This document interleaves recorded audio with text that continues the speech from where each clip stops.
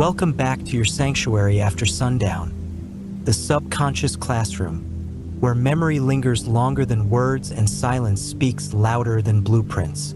We're grateful you've returned this evening. Tonight's journey leads us not to battlefields or palaces, but to the stone skeletons of Europe's great cathedrals, rising without drawings, without diagrams, lifted only by hands that remembered. You are no longer in the now. You are walking the worn scaffolds of medieval France or England, chisel in hand, chanting measurements under your breath. Above you, stained glass waits to be born. Beneath you, centuries whisper through the limestone. Now breathe deep. Let the bells toll softly in the distance, and let your imagination rise, stone by stone, into the memory of a world built by hand. Let us begin. Part 1, where memory held up the walls. There was a time when cathedrals were not only built without blueprints, they were built without paper. No sketches passed between architects and masons. No scale models. No number de stones.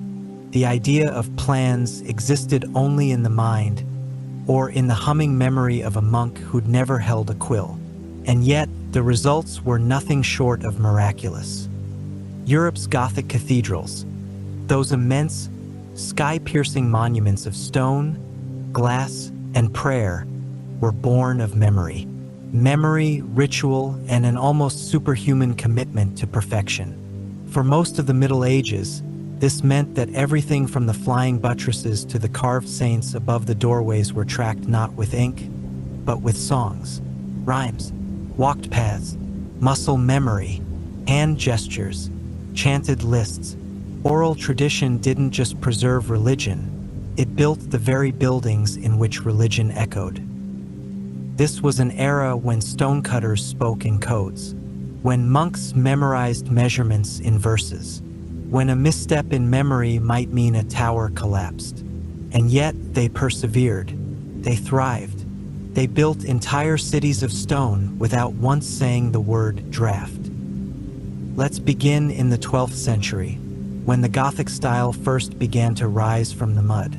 Europe was stabilizing, ever so slightly, after centuries of chaos.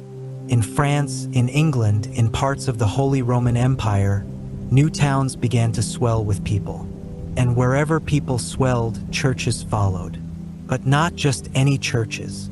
These were to be cathedrals, mother churches, grand churches, massive and terrifying and divine. Stone prayers reaching toward heaven. But there was a problem. How do you build something the size of a mountain without schematics? For the monks, the answer came from within. Many of the earliest designers of cathedrals were monks themselves, trained not in engineering but in scripture. They spent their days copying the Bible by hand, singing the hours and studying geometry in its purest, most mystical form. To them, architecture was theology made visible. Proportions were sacred. The square and the circle weren't just shapes. They were symbols of earth and heaven. If you asked a monk how tall the nave should be, he might quote you something from St. Augustine, or draw a diagram in the dirt with a stick, muttering lines from Genesis as he worked. He wouldn't tell you 100 feet. He'd say, 6 times the width of the holy door, which is 1/4 the measure of Solomon's temple, as remembered from the Psalms. These weren't arbitrary numbers. They were remembered numbers, remembered in part because they fit into a larger system of spiritual logic. Sacred geometry, it was called, and it ran deeper than just lines and angles. It was believed that God had made the universe according to certain proportions, and that these same proportions, if used in building, could create a space that was closer to divine. That's not to say everything was abstract and dreamy. The masons, the laymen who actually carved the stones and stacked them, had a very different approach. They didn't learn from books. Most couldn't read, but they could see, they could feel, and they could remember with a precision that would embarrass most modern hard drives. A master mason in the 12th century had one job: to keep the entire structure of a cathedral in his head. Every arch, every column, every tension point, and they did it without stress calculators or CAD programs. They walked the site, they sang their measurements, they told stories that tied measurements to saints or miracles. They practiced rituals that encoded load-bearing truths into physical gestures. Some scholars believe the Masons even used songs with specific rhythms to remember wall dimensions. Think of it. A group of men carving blocks for hours on end, repeating in low voices something like, "For by 12 and 6 for the span/God, keep the stones that hold up man." That's not fantasy. That's how oral cultures work. Across the world, before writing took hold, people used rhythm and rhyme to keep memory alive. From the Aboriginal songlines of Australia to the epic poems of Homer, repetition was more than poetic, it was structural. It held empires together, and in medieval Europe, it held up cathedrals. Let's take the case of Chartres Cathedral in France. Begun in the late 1100s, this structure rises with a confidence that seems impossible without a modern blueprint. The rose window alone, a perfect circle of stained glass above the western entrance, is so mathematically precise that it still baffles architects. But the design was likely carried in the minds of a dozen people. A handful of monks, a team of masons, maybe one or two scribbled notes now lost.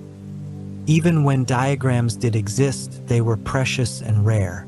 Parchment was expensive. Ink was homemade. Many drawings were done with charcoal on wood, ephemeral, meant only for a moment's guidance. If the wind blew too hard or a sheep walked through the site, your whole plan could vanish in a puff of dust. So the builders adapted. The monks carved trial stones, demonstrating motifs. The masons built miniature wooden models. But mostly they remembered. They trained apprentices by repetition. They practiced rituals that aligned memory with motion. And they treated their craft not as construction, but as a calling. The Guild of Masons, which grew in prominence throughout the 13th century, began to formalize this memory system. Their apprentices were taught not just how to cut stone, but how to see stone, how to visualize stress lines by eye, how to calculate height by shadow, how to encode entire wall plans into repeated gestures of the hand. One of the most fascinating traditions was the use of tracing houses, temporary structures near a construction site where master masons could draw designs on large slabs of plaster or clay floors. These designs were full-size, sketched in situ, then memorized and destroyed. Think of it as medieval CAD software, but made of dirt and prayers. Now imagine the pressure.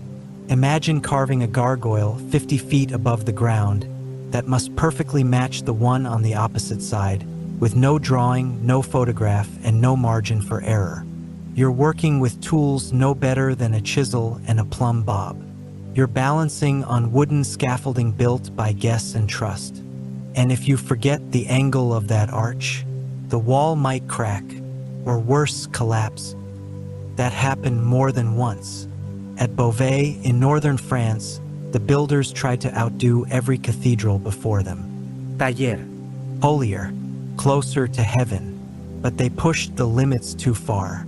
One of the choir vaults collapsed in 1284, mid-construction. A disaster, but it taught an important lesson. Even memory has its limits, and gravity doesn't care how pious your intentions are.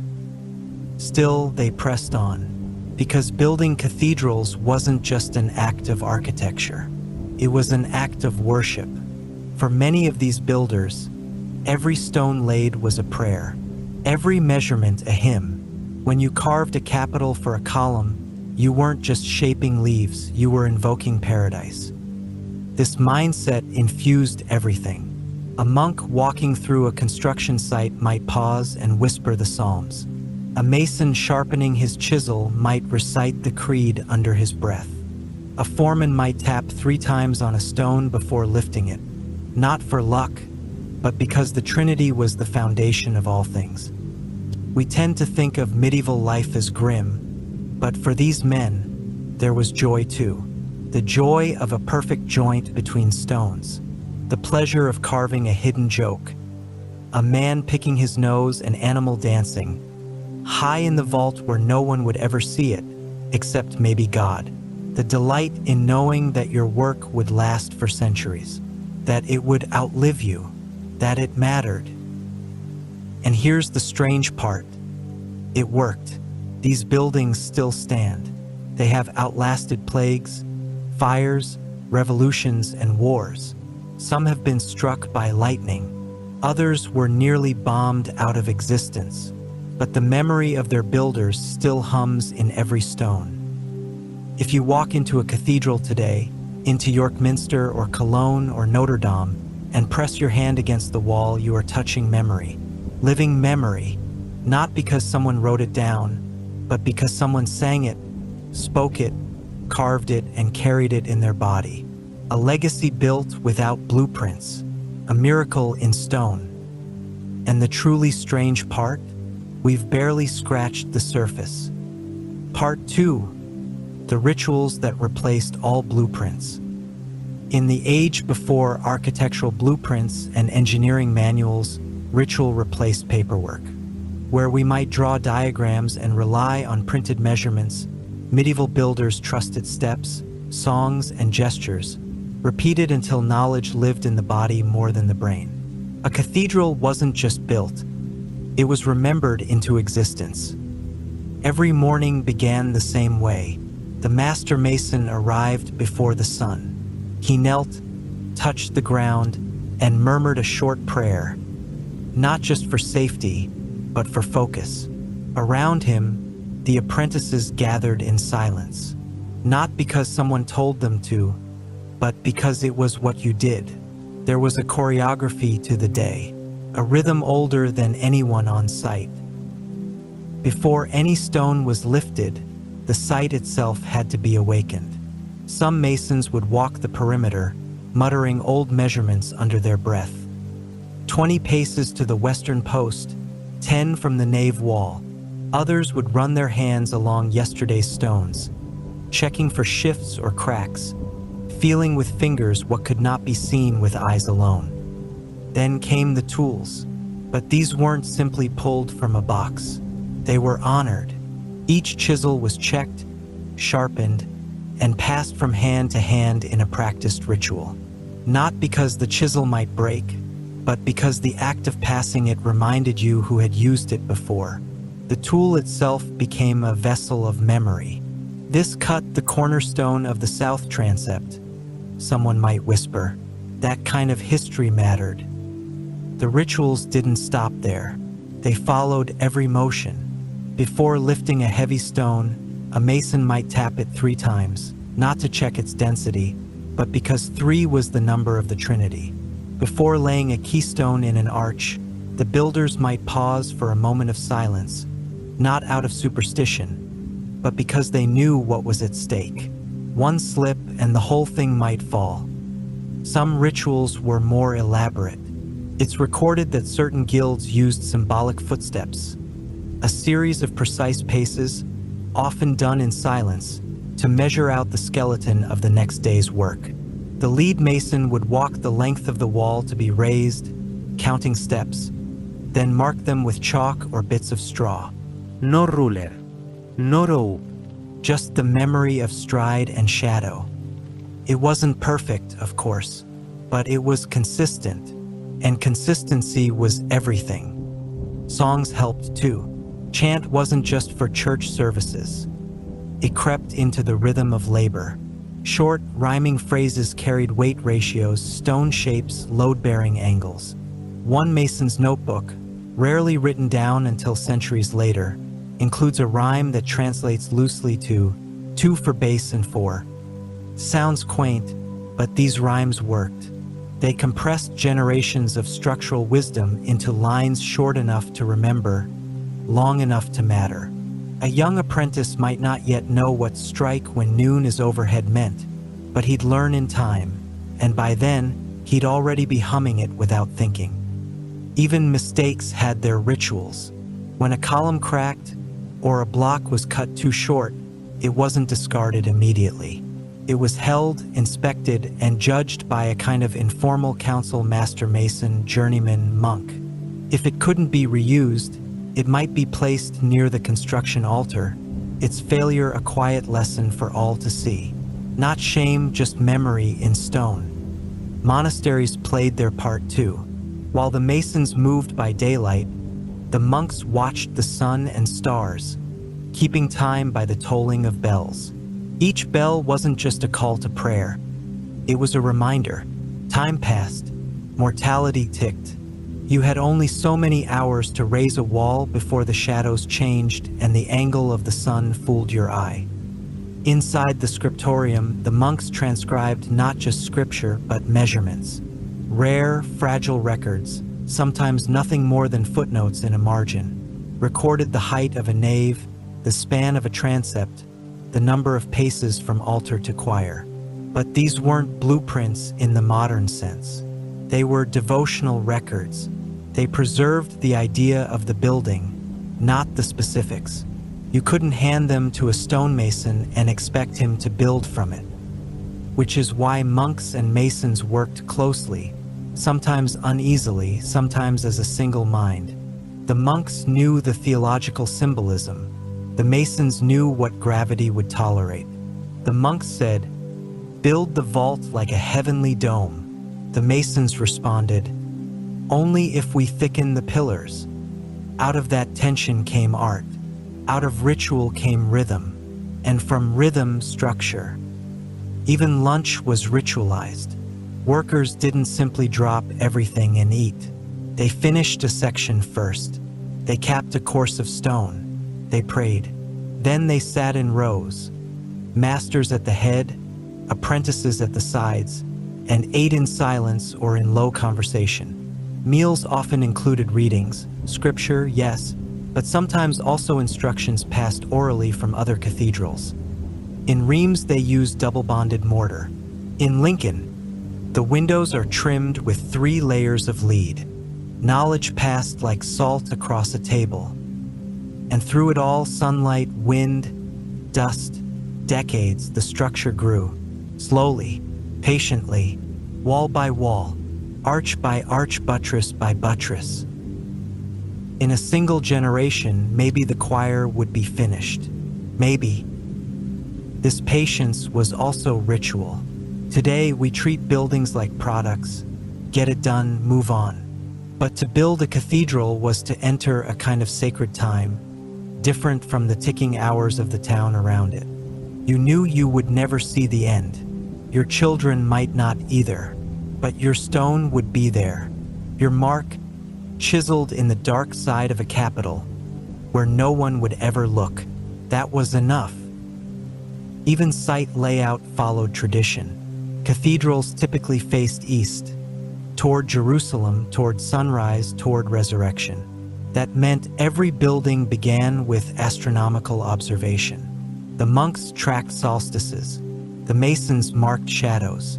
Then they struck the first stake, and from that moment on, every line, every apse and ambulatory would stretch from that cosmic alignment. And yes, it was practical. The sun warmed the nave. The light lit the altar. But it was also symbolic. Building a cathedral was aligning yourself with the universe. It was not just a project, it was a performance of the cosmos. In this world, ritual and memory became inseparable. One reinforced the other. A chisel tapped a certain way became a mnemonic. A footprint in the dust reminded you where the vault should spring. A song carried the curvature of an arch. And in a society where so few could read, this was the most democratic form of knowledge imaginable. It lived in your breath, in your hands, in the stones themselves. Even centuries later, when documents did begin to appear and blueprints became more common, many builders still preferred the old ways. Memory had momentum, ritual had gravity, and there was trust in the tactile. A stone laid by tradition felt more reliable than one sketched on parchment. Of course, there were skeptics. In Florence and Milan, some builders began experimenting with more modern planning. They made wax models, they drew grids, they consulted mathematicians, but in many cases, the most daring advances still came from feel. Brunelleschi's dome, for example, in the early 1400s broke every known rule, but it worked because he understood the balance of weight, not because he wrote it down. In the end, medieval ritual was not anti-intellectual. It was a different kind of intellect, embodied, communal, spiritual. It asked a question modern builders rarely ask. Not just how do we build this, but why? And for whom? Cathedral wasn't a building. It was a memory palace. Not for one mind, but for hundreds, thousands. Every stone carried someone's knowledge, someone's ritual, someone's place in the great humming chain of work that stretched across generations. And it still hums, even now. You can hear it if you stand very still in the cool nave of a medieval cathedral and listen not just with your ears, but with your breath and your spine and your soles on the floor. The song is still there, and it remembers you. Part 3: Building by hand, foot, and shadow. Forget cranes, forget concrete mixers, forget pre-cut stone, forklifts, laser levels, or reinforced steel. To build a medieval cathedral was to rely on the oldest tools known to man: hands, feet, ropes, sun, and trust. The ground was your sketchpad, the footstep was your ruler, and the shadows, cast long by morning, short by noon, became a kind of living clock, a way to check alignments and slopes when measuring tapes didn't yet exist. Construction was muscle memory on a continental scale. Want to measure 20 feet? You counted paces, your own or your master's. It might be imprecise by modern standards, but it was consistent. If the same person paced the same line every day for 30 years, their body became the plan. When building cathedrals like Salisbury or Amiens, where entire blocks of stone were hauled and laid with less machinery than a modern backyard patio, the logistics of building were astonishing. How did they move multi-ton stones up to the tops of spires hundreds of feet high? Answer: with genius, brute strength, and wooden machines powered by human legs.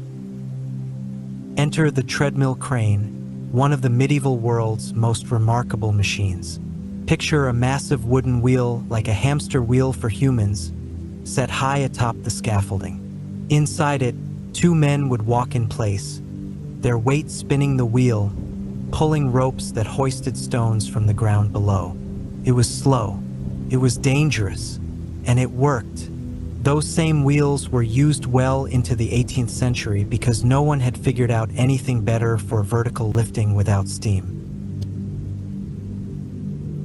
Lifting was only half the task. Once the stone reached the top, it had to be set. Exactly right. No mortar could fix a miscut vault stone. These weren't slapdash brick walls. They were precision tension systems. Cut a voussoir slightly wrong, and the arch would sag or worse, collapse under its own weight. So builders used plumb bobs, wooden frames, and their own shadows to guide the angles. There's something poetically absurd about it. Imagine standing 80 feet above ground on a narrow beam of timber scaffolding, your balance uncertain, and your only guide for a perfect arch is a string with a lead weight and the shadow it casts on a wall of limestone. But this is what they trusted, not because they were naive, but because this was how things had always worked. You didn't argue with what worked. Much of the geometry used was what modern historians call practical geometry. These were not equations on paper, they were systems of ropes and stakes and eyeballed proportions. Need to form a perfect right angle for your foundation? Take a rope with 12 equal knots, peg it to the ground in a triangle shape 3, 4, 5, and there it was, a triangle guaranteed to square your corner. That rope trick, by the way, was already old in ancient Egypt. And like Egypt's builders, medieval masons had to think in terms of weight, gravity, and time. Limestone swells with moisture. Granite shifts under cold. Lead roofs expand in summer. The masons learned this not in theory, but through decades of touching, carving, and watching what cracked. They also learned by repairing failures. Cathedrals were not built in a straight line from plan to perfection. They fell down often, sometimes during construction, sometimes centuries later. Towers leaned, walls buckled, vaults tore apart from the pressure of their own ambition. And with every failure came learning.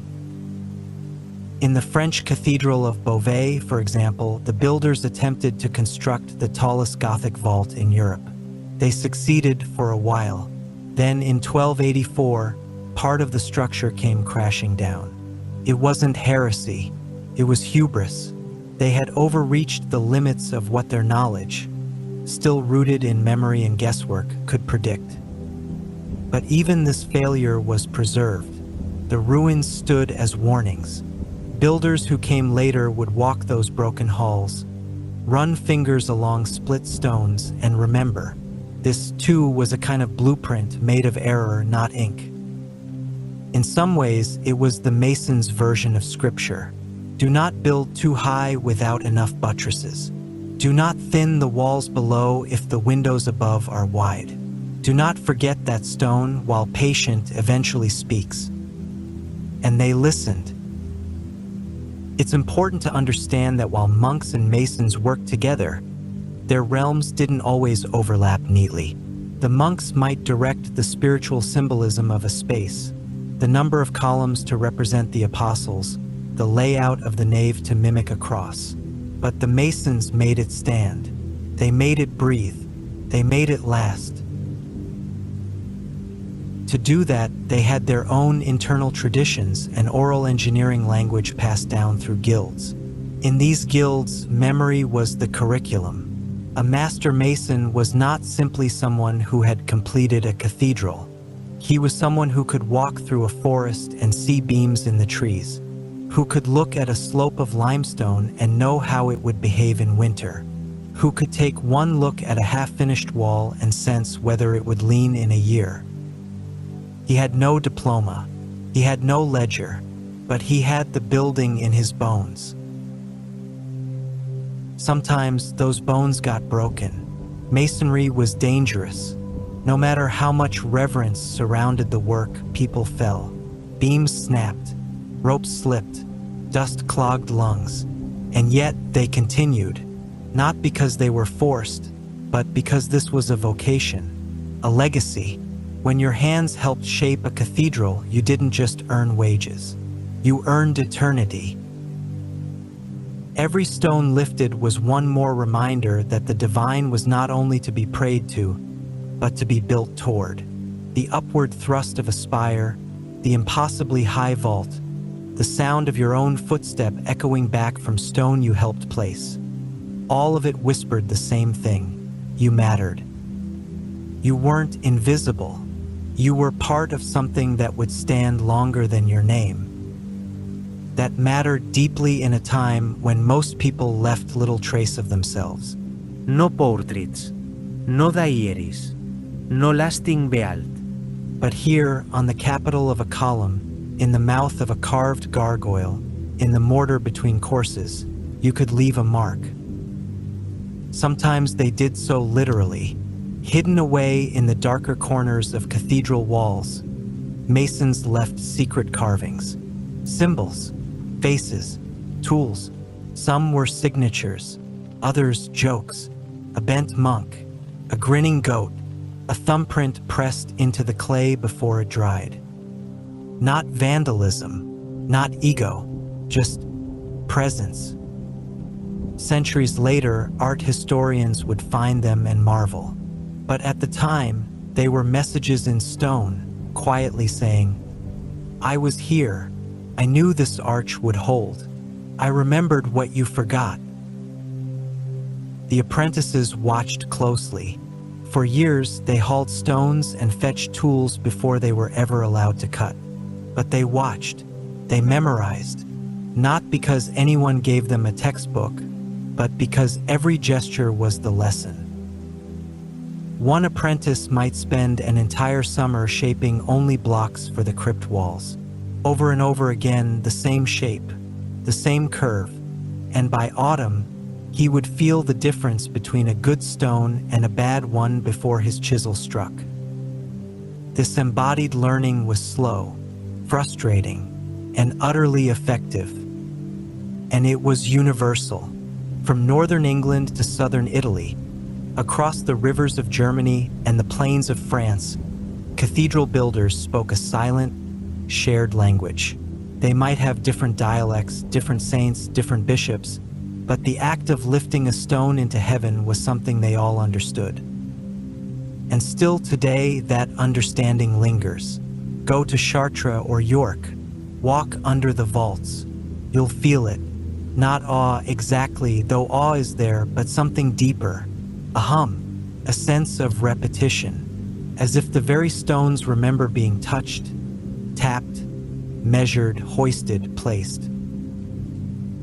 As if your footfall is echoing a rhythm that began 1,000 years ago and never quite stopped. Part 4. Sacred Geometry in Stone and Spirit. While modern engineers rely on numbers, Gothic builders relied on meaning.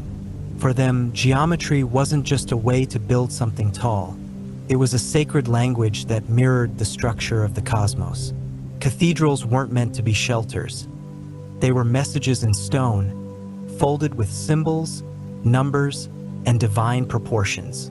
Every curve, every crossbeam, every carved petal in the stained glass was designed to say something, to reflect God's logic. The idea that geometry could reflect the divine was not new. Pythagoras had said it centuries before, but in the medieval mind, it wasn't just philosophy. It was faith made visible. The square represented the earth, the circle, the heavens, the triangle, the Trinity. To layer these shapes into a building wasn't just symbolic. It was a form of praise.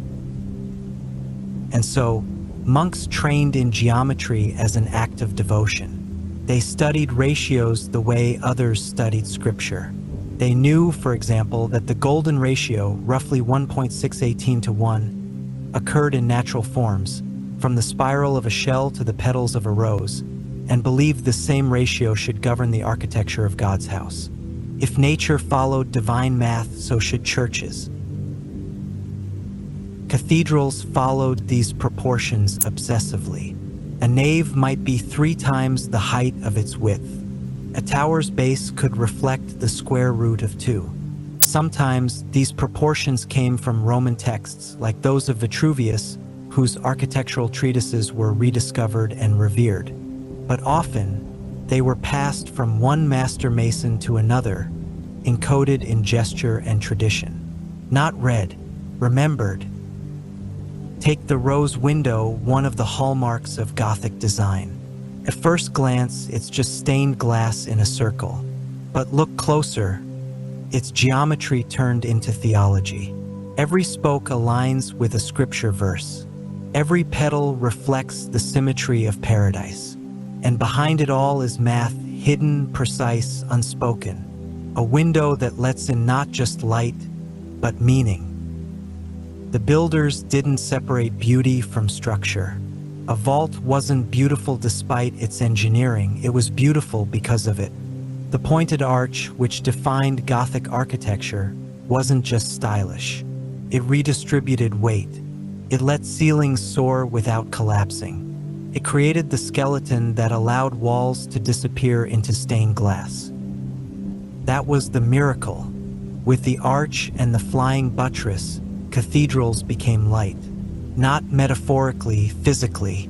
Walls no longer had to carry the full load. They could be thin, transparent, alive with glass. You could stand in a cathedral and feel the air move. You could see the sky.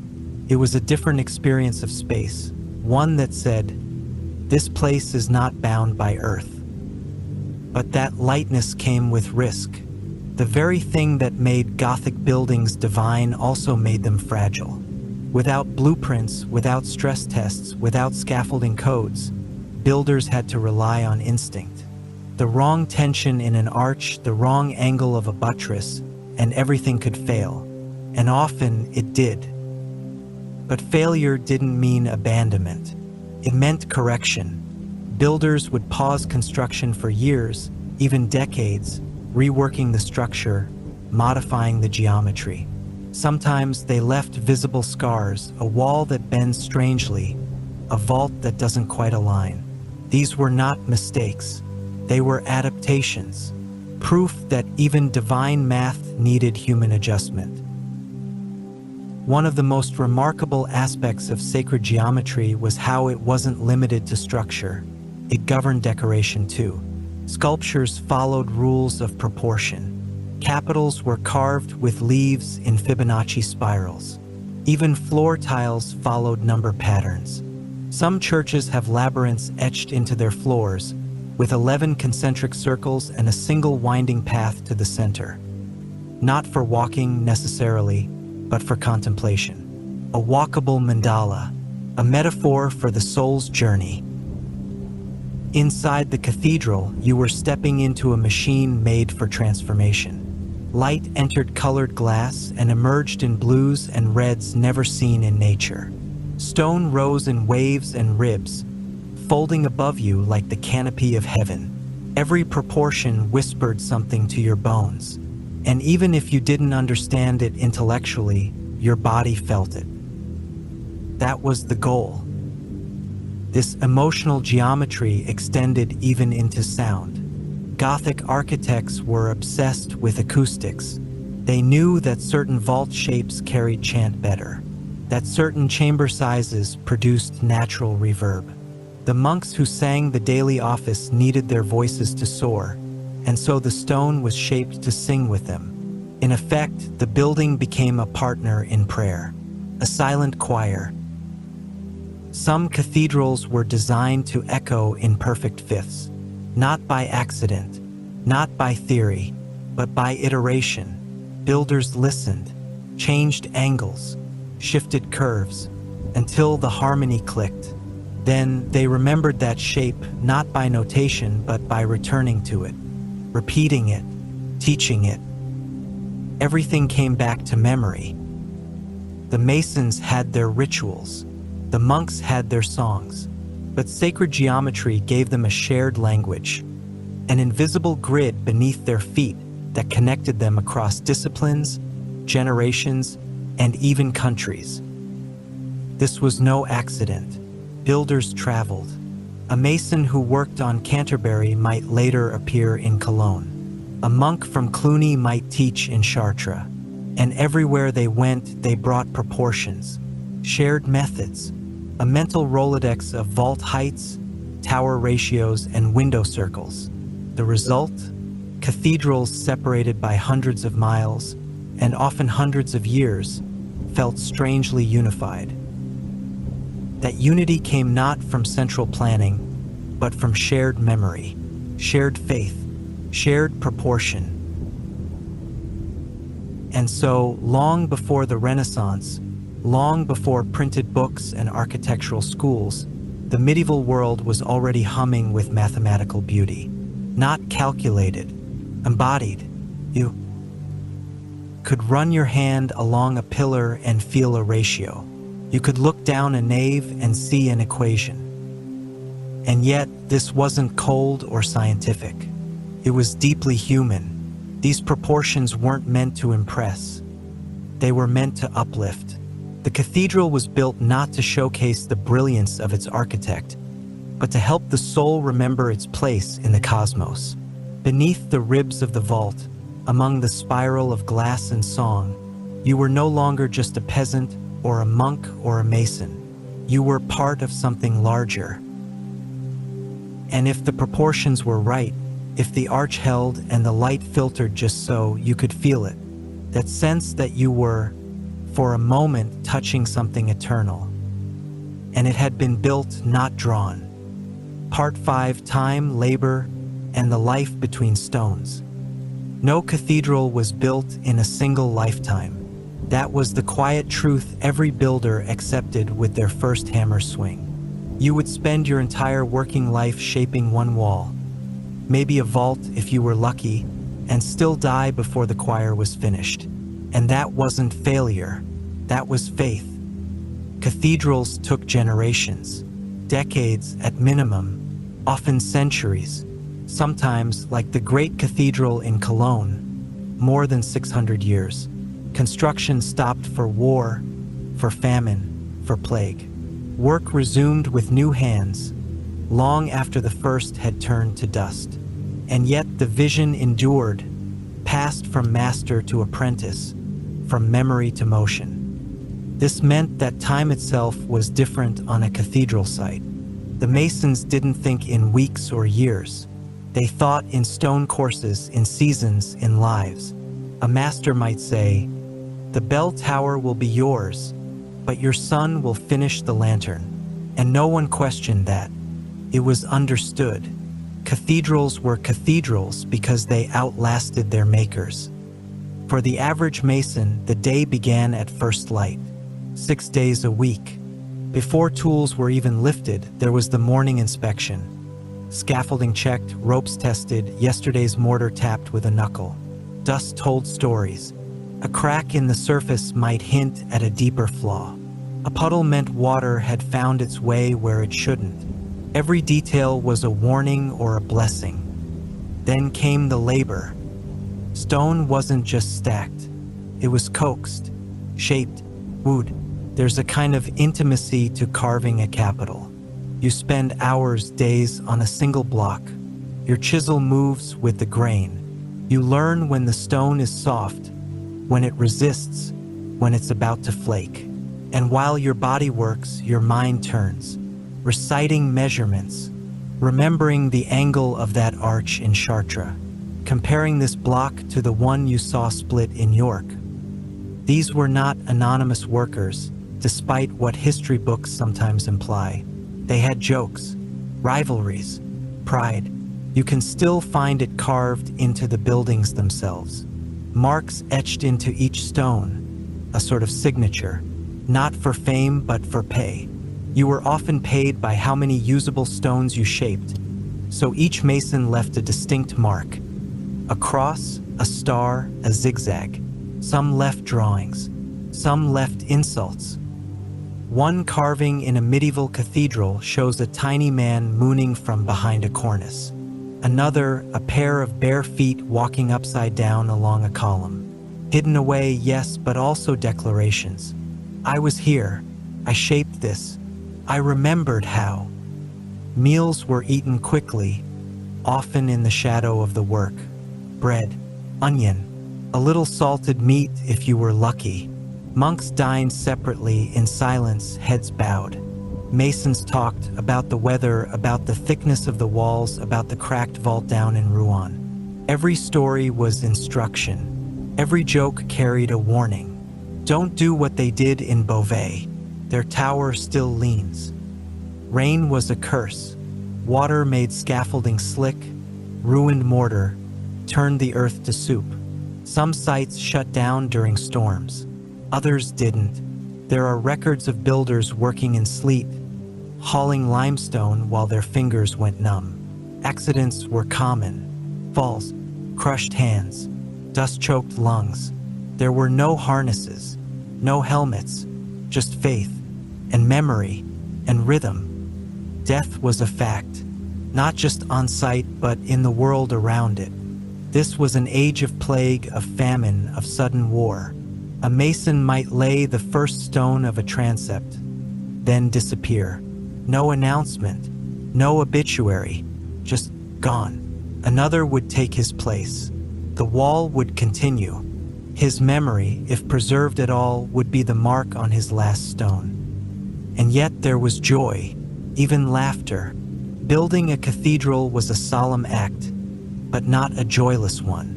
Workers played games on lunch breaks. They carved riddles into beams.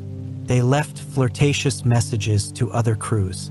In one cathedral, a mason carved a rooster with human legs into a support beam. Why? Who knows? Maybe he thought no one would ever look up that high. But someone did. This was the paradox of cathedral work. You labored for decades knowing you'd never see the end. You'd never walk beneath the finished dome, or hear the final bell, or watch the sun filter through the last piece of stained glass. And still, you gave everything. Why? Because the work mattered. Because every stone was not just a block, but a part of something that would outlast everything else. Your house might crumble. Your name might be forgotten. But this arch, this portal, this silent piece of beauty chipped into limestone, it would remain. And that gave dignity to lives that otherwise had little. Most masons lived simply. A small cottage, maybe a pig, bread and beer and hard hands. But they walked past their own work. Each morning, they watched it rise inch by inch, course by course. They taught their sons to do the same. And even if no one else remembered their face, the walls did. The monks, too, felt this time differently. Their schedules were built around the divine office. Prayers sung 8 times a day, every day without end. Time didn't pass in hours, but in bells. Matins at midnight, lauds at dawn, prime at first light. The rhythm of prayer shaped everything, including construction. Bells marked more than worship. They marked where you were in the day, in the wall, in the decade. Together, masons and monks formed a kind of ecosystem. The monks brought the vision, the spiritual logic, the funding, the political pressure. The masons brought the method, the tools, the bodies, the memory. And in between them stood the cathedral, not owned by either, greater than both. When illness swept through a town, the site often paused, not just for safety, but for mourning. Names were read, prayers said. The cathedral was already holy, even unfinished.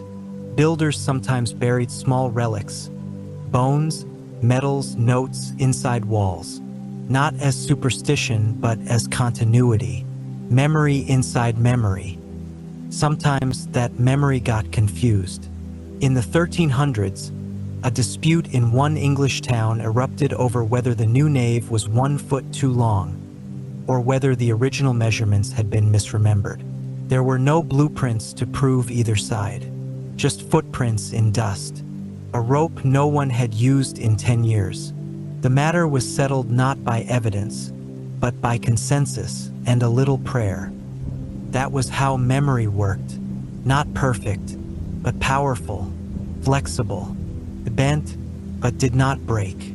And through it, something impossible became real. The cathedral was never just a building. It was a timeline, a lifespan, a record of lives laid one atop the other. And even when the builders were gone, their labor remained, arched above your head, bathed in colored light, singing back the memory of their hands. And their hands remembered everything. Part 6.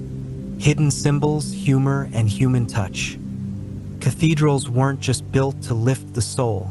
They were built to whisper secrets. Every surface, every carving, every hidden corner told a story. Some were biblical, some were symbolic, and some were deeply strange.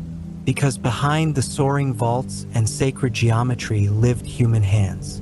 And those hands, as it turns out, had a sense of humor. To walk through a medieval cathedral is to walk through a puzzle box. Sure, the grandeur hits you first, the height, the glass, the hush. But the longer you look, the more you realize. Someone carved a monkey picking its nose above the north transept. Someone hid a toothy grin beneath the arch of a chapel door. Someone thought, Why not put a man with a frog's body holding a lute here? And then they did. These weren't accidents. They were invitations. The medieval world wasn't as humorless as modern imagination likes to think. These builders worked with joy, frustration, curiosity, and all of it found its way into the stone. High up on the unreachable ribs of a vault, you might find a carved face sticking its tongue out. Who was it for? Not the congregation, not the bishop, just the stonecutters. Maybe God, maybe the ravens. This wasn't mockery, it was memory. Even the sacred mixed with the strange. In some cathedrals, you'll find dragons curled around columns, lions chewing books, snakes tangled in leaves. These were not random decorations. They were stories, morals, warnings. The cathedral wasn't just a sermon in glass. It was a library in limestone. And you didn't need to read to understand it. The monks and masons knew their audience. Most medieval people couldn't read Latin or anything at all, but they could see. They could interpret images.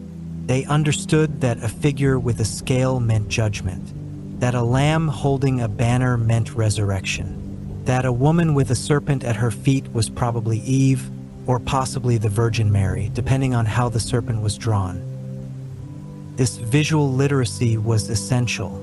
The front facade of a cathedral was like the cover of a cosmic book. Christ at the center, saints and sinners flanking him, rows of apostles, angels, beasts, all carved in scenes dense with symbolism. Some told the Last Judgment, others the apocalypse. Still others showed daily life, farmers, bakers, fools, because heaven was watching everything. It wasn't just theology, it was teaching. A village farmer who had never seen a book in his life could stand beneath those carvings and learn the entire Christian story. No sermon required, just stone, shadow, and silence. And what's astonishing is that this language was consistent. Across Europe, from Spain to England to Germany, you'll find the same visual codes. Pelican piercing its breast, sacrifice.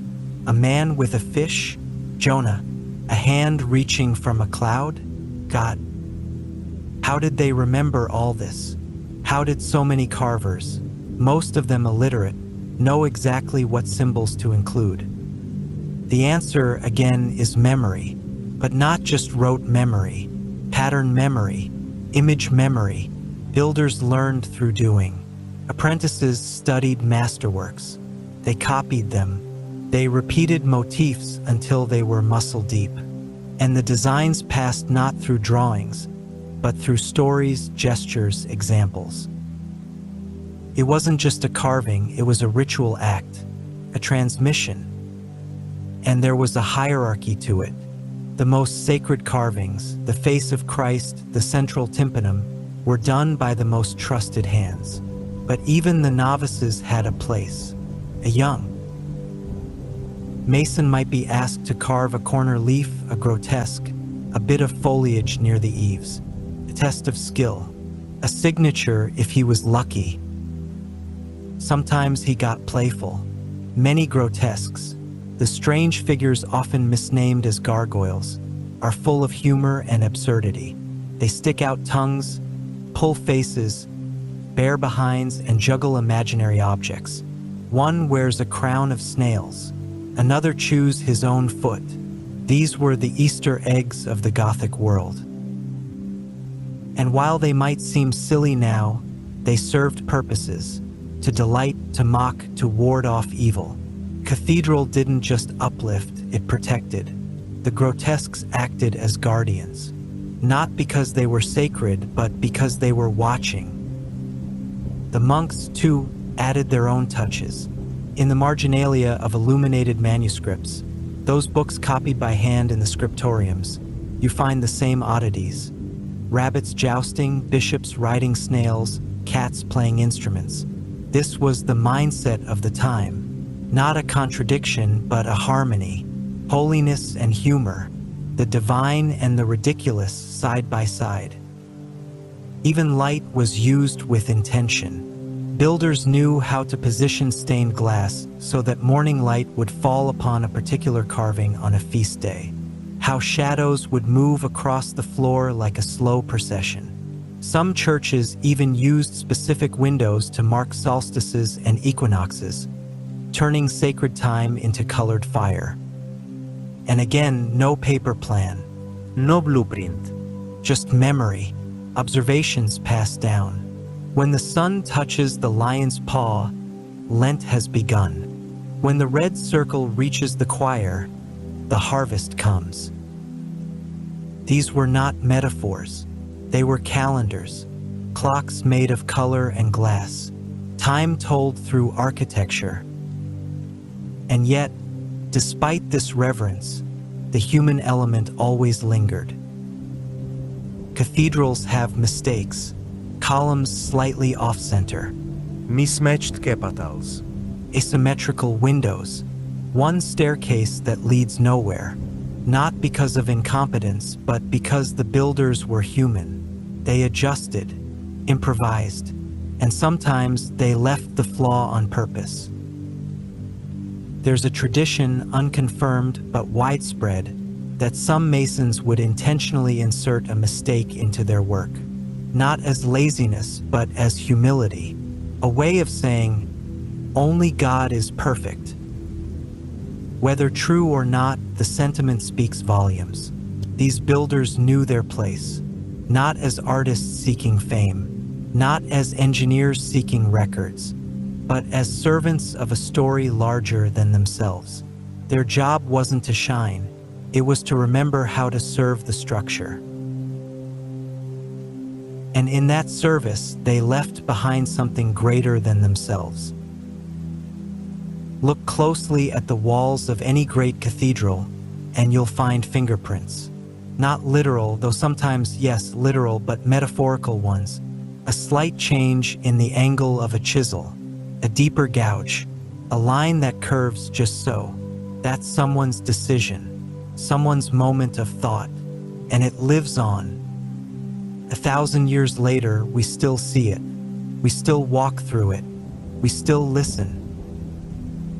Because a cathedral isn't a building, it's a memory palace, a carved library, a monument not just to belief, but to the extraordinary capacity of human minds and hands to hold complexity, to carry design, to build without writing, without diagrams, without machines, just footsteps, voices, shadows, and trust.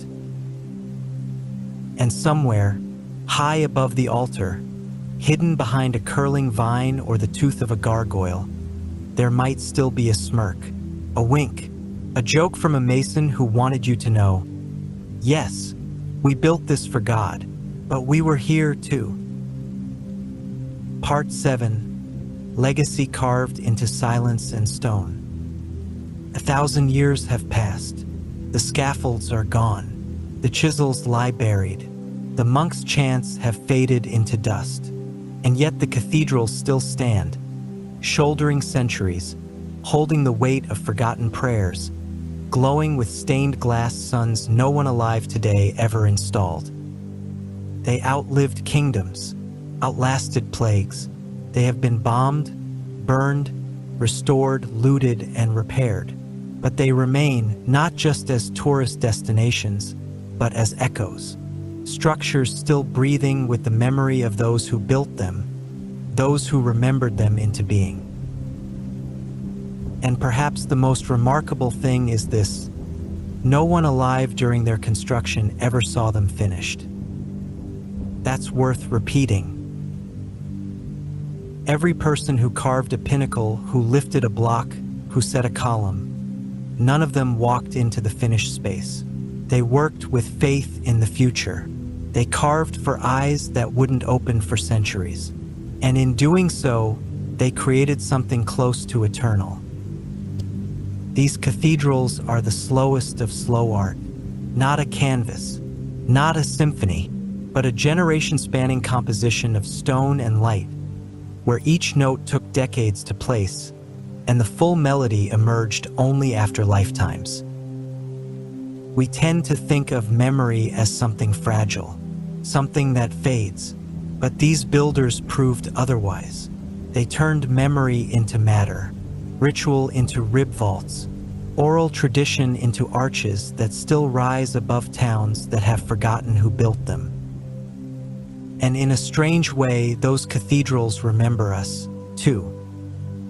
They remember every eye that looked up in wonder, every footstep across their worn floors, every voice that sang under their domes, every silence kept during war, every candle lit during loss.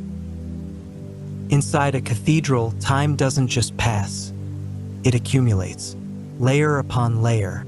A 12th century choir might stand beneath a 14th century window, beside a 19th century chapel, topped by a 21st century restoration, all coexisting, all humming with the same intention.